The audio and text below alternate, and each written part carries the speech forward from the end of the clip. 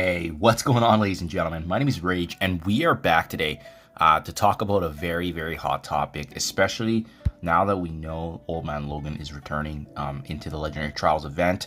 It's going to be a first time for many folks. It's going to be, the return for players like myself, where we are going to get an opportunity now here to get higher stars of him. I want to level your expectations, ladies and gentlemen, because as gifted and good of a character Old Man Logan is, there are definitely some things you should be aware of, especially in the coming meta here and the coming changes. Now, this is not meant to be a, skip this character because he's not good anymore. No. It really depends at the end of the day on your game priorities. More specifically, ladies and gentlemen, if you guys have been following my channel and, been seeing all the Annihilator videos I've been making, how much of a super team this is going to be, unfortunately, Old Man Logan is going to be essentially rendered useless. Now, does that mean he's not going to have value in other game modes? Of course not. He's still one of the best characters, and his team is one of the best teams in War. He's going to have value in Dark Dimension. He's actually the reason why my Incursion 2 raids have been phenomenal ever since I've slotted him in instead of Cyclops.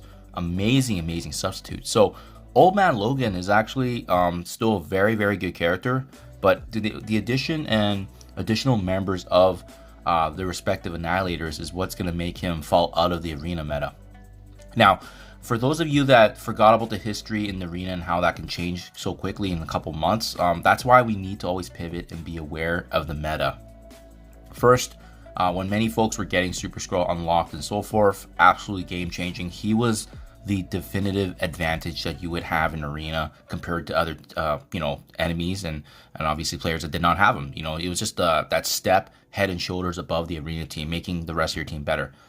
Then came Black Knight, and that's why it's important. Black Knight came and he directly countered Super Scroll, mainly because of his passive here, right? With him having charges and having the retaliation attacks in arena, also gaining the additional buffs as you can see here, but more importantly, clearing immunity on Super Scroll, applying a heal block, trauma, and 3 bleeds.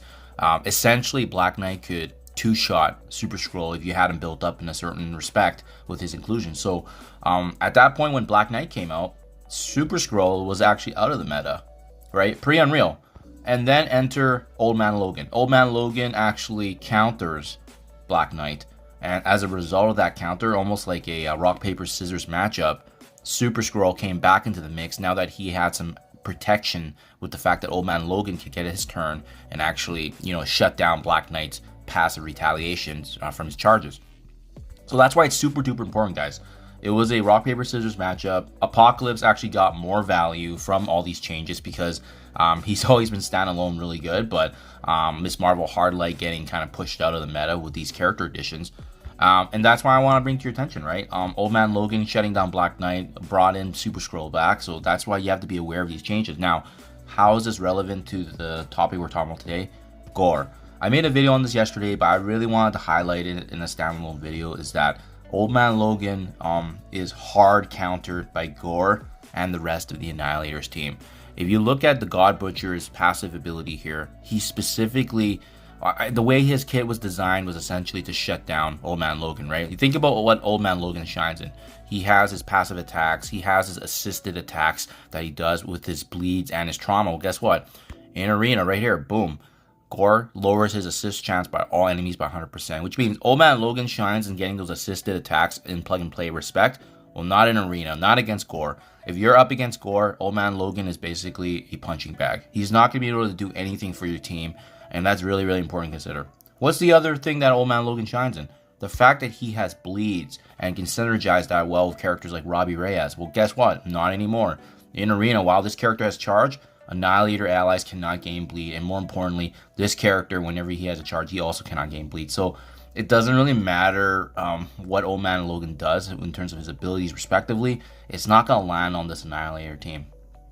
Even worse, so if you're up against a matchup with Gorr, definitely don't use Old Man Logan, and 100% avoid using him in the arena if that's all you see in your arena bracket. You probably won't see these characters though for quite some time until they actually get released, but that's why I want to caution you guys. Old Man Logan Trials returning. I would still build him up. Don't get me wrong. He has value in all game modes. I would caution your guys' expectation of whether or not he's going to be part of your arena team, because with the inclusion of the Annihilators, he likely won't be, but he's still, like I said, he's one of the best legendary characters you can bring up in the Dark Dimension. He makes and breaks my Incursion 2 raids now, so he's got still a lot of value. You just may not want to build him all the way to the moon in consideration of this arena meta. And then finally, even worse, when we are finally up against now the full Annihilators team with all 3 members, plus obviously Ultimates and Surfer, I don't know where they're going to slot in. They're probably going to get substituted by some of the other characters I've mentioned already. But once you add Thanos into the mix, it's good game. It's good game for Old Man Logan, because in arena right here, boom, this character and all Annihilator allies cannot gain trauma. That's the one thing Old Man Logan had going for him, is that even if he didn't have his assisted attacks, even if he didn't have his bleeds, at least he could inflict a stun and a trauma. No, it won't. It won't happen with Thanos on the team, because especially with Thanos here, whenever this character does drop below his 50% threshold, he's gonna be clearing all negatives as well from his Annihilator allies, and it's unavoidable as well. On top of that, if they can't gain trauma, it means they can essentially cleanse the stun. They can cleanse the debuffs that are on this team, and that basically, you know, is every check mark that Old Man Logan shined in for arena respectively. So I definitely see him getting slotted out of arena now, unfortunately, especially if you're up against this Annihilator team. But again, I just wanted to make this video to level your guys' expectations. Don't think you're going to be building up a character for every game mode. He's probably going to be out of the arena, but like I said, he's a strong character, one of the best legendaries in the game. He can solo the out of time team in war. A must-have for Dark Dimension 7, and like I said, a staple in the Incursion 2 raids right now when combined with Extreme X-Men. So still value all across the board. It's just make sure you guys are aware of that. If you're trying to prioritize power cores and try to build up a select 5-piece team to rise up the ranks, unfortunately, Old Man Logan's not going to be in that future outlook, especially now that we have this Annihilators team. Especially once everyone gets access to these characters, you'll start seeing the ranks kind of pull away from each other.